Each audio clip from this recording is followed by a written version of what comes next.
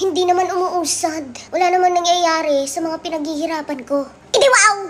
Ganito kasi yun, Mars. Bakit ka ba dyan napipressure? Hindi naman kontesan to para makipaghabulan ka.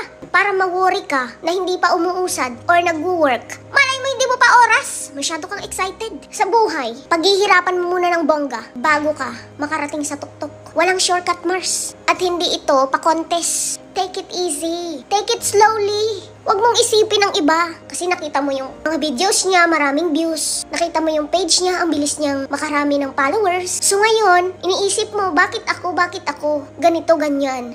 Kasi nga, pinagkukumpara mo yung sarili mo sa iba. Just be happy for them kung mabilis silang naka-reach ng 100,000 followers, million followers, because nakatanda na sa kanila yun. Baka ikaw na yung susunod. Kaya be grateful, be thankful, para mas lalo kang paulanan ng biyaya. Malay mo bukas, ikaw na pala yung susunod. We never know. Kaya stop comparing yourself to others kasi hindi siya nakakatulong. Nakaka-stress. Pag ba ikaw ay tumigil, may mangyayari ba? Wala. Kapag ba ikaw ay tumigil, dadami ang followers mo? Hindi. Kapag ba ikaw ay titigil, dadami ang views mo? Wala. Kasi tumigil ka, hindi ka nagpatuloy. Kaya keep going no matter what. Because I believe in you. I believe in your talent. May talent ka, Mars. Gamitin mo yan. Sit back and relax. One day, you will get there. You just have to be patient. Char!